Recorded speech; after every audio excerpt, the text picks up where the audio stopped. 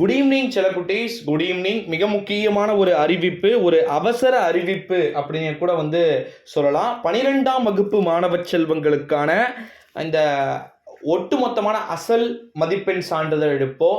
மறுபடியும் ரீடோட்டல் எப்போ பண்ணலாம், ஸ்கேன் காப்பி இருக்கு, அப்புறமா ரிசல்ட்ஸ் எப்போ, மறுபடியும் என்னுடைய மார்க் எனக்கு பெருசாக சாட்டிஸ்ஃபேக்ஷன் இல்லை.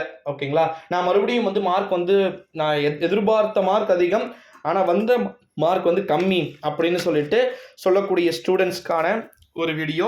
அது மட்டும் இல்லாமல் தேர்வில் தோல்வியுற்ற மாணவர்கள் கிட்டத்தட்ட 5% ஸ்டூடெண்ட்ஸ் டோட்டலாக வாஷ் அவுட்டு. ஓகேங்களா, அது நம்ம எதிர்பார்த்ததோட நிறைய தான் வந்திருக்கு. ஓகேங்களா, ஸோ நம்முடைய ராணிப்பேட்டை மாவட்டம், வேலூர் மாவட்டம், இந்த டிஸ்ட்ரிக்ட்ஸில் பார்த்தீங்கன்னா ரிசல்ட்ஸ்லாம் நான் 88க்கு பிலோவாக இறங்குன்னு பார்த்தேன். பட் 92, ஓகேங்களா, 92.5 வரைக்கும் வந்திருக்கு. ஆனால் திருவண்ணாமலை மாவட்டம் ரொம்ப கம்மியான ரிசல்ட்ஸ் வந்திருக்கு. சரி, ஓகே. இப்போ இந்த முறை எக்ஸாம்ஸை எழுதி தோல்வியுற்றீங்க பார்த்தீங்களா, ஸோ அவங்களுக்கு ஜூன் மாதத்தில் சிறப்பு துணை தேர்வுகள் இருக்கு அப்படின்னு சொல்லியிருக்கிறாங்க. ஓகேங்களா, ஜூன் மாதத்தில் முதல் வாரத்தில் இருக்கும். சரி, ஓகே. இந்த ரிசல்ட்ஸ் இருக்கிறதெல்லாம் அதெல்லாம் ஒரு பக்கம் இருக்கட்டும் ப்ரோ. நியூ சிலபஸா ஓல்டு சிலபஸா ரொம்ப ரொம்ப மிகப்பெரிய ஒரு கொஸ்டின் மார்க்காக இருக்கக்கூடியது. நியூ சிலபஸ்னா வேற மாதிரியான சிம்பத்தியை கிரியேட் பண்ணும். டோட்டல் எல்லா ஸ்டூடெண்ட்ஸுமே எப்படி படிச்சு எழுதுவீங்க? சத்தியமா ஒரே ஒரு ஸ்டூடெண்ட்ஸ் கூட மறுபடியும் பாஸ் ஆக போகிறது கிடையாது.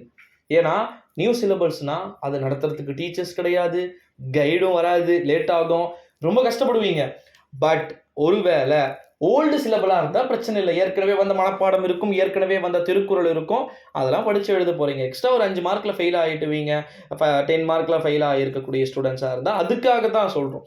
ஓகேங்களா, ஸோ அப்போ ஒட்டுமொத்தமாக தமிழ்நாட்டில் 12ஆம் வகுப்பு மாணவ செல்வங்கள், ஓகேங்களா, 12th ஸ்டாண்டர்ட் பப்ளிக் எக்ஸாம் எழுதக்கூடிய மாணவ செல்வங்கள் அனைவருக்குமே பார்த்தீங்கன்னா சிறப்பான தரமான இந்த தோல்வியுற்ற மாணவர்களுக்கு வினாத்தாள்கள் அமைக்கப்படும்.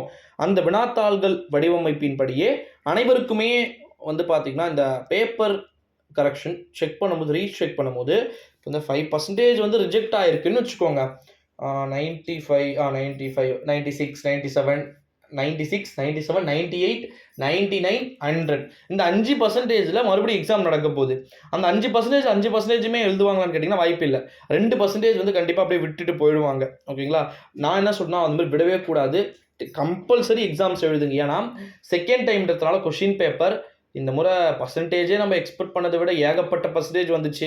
ஸோ மறுபடியும் அரியர் வேறு எழுதுறீங்க. அரியரில் definitely will be question paper is very very easy மெத்தடில் கேட்குறதுக்கு வாய்ப்பு இருக்குது. தமிழில் நீங்கள் தோல்வியுற்றவர்களாக இருந்தாலும் சரி, இங்கிலீஷில் நீங்கள் தோல்வியுற்றவர்களாக இருந்தாலும் சரி, மேக்ஸில் நீங்கள் தோல்வியுற்றவர்களாக இருந்தாலும் சரி, டெஃபினெட்லி கண்டிப்பாக ப்ரையாரிட்டி கொடுப்பாங்க, உங்களுக்கு முக்கியத்துவம் அதிகமாக கொடுப்பாங்க. ஓகேங்களா, ஸோ அதனால் இந்த வீடியோவை உங்கள் ஃப்ரெண்ட்ஸ் அண்ட் ஃபேமிலி எல்லாருக்குமே ஷேர் பண்ணுங்கள். மோஸ்ட்லி எல்லாருமே நியூஸஸ் தெரிஞ்சுக்கிட்டோம். ஓகேங்களா, சரி, இன்னொரு அறிவிப்பு. நான் நியூ சிலபஸில் படிக்கல ப்ரோ, நியூ சிலபஸ் இல்லை ஓல்டு சிலபஸ் தான் வரும்னு சொல்லிட்டீங்க. ஒருவேளை நியூ சிலபஸ் வந்துருச்சு எண்டிங்கில் சொல்லுவாங்கன்னு கேட்டிங்கன்னா சொல்ல மாட்டாங்க. 9ஆம் தேதிக்குள்ளே உங்களுக்கு இதுக்கான அஃபீஷியல் நியூஸ் சொல்லிவிடுவாங்க. ஓகேங்களா, எந்த சப்ஜெக்ட், நியூ சப்ஜெக்டா, ஓல்டு சப்ஜெக்டா, எந்த மாதிரியான மெத்தடு, எப்படி பண்ணணும், எல்லாத்தையுமே A to Z எக்ஸட்ரா எல்லாமே ஃபினிஷ் பண்ணி சொல்லுவாங்க. ஓகேங்களா, இதுக்கான வீடியோவை நான் நாளைக்கு மார்னிங் 9:30 or 10 o'clock நான் அப்டேட் பண்ண போகிறேன். ஸோ அந்த வீடியோ நீங்கள் பாருங்கள், அதில் இன்னமும் டீட்டெயில்ஸ் உங்களுக்கு இருக்குது. ஓகேங்களா, ஸோ எப்படி பண்ணணும் அப்படி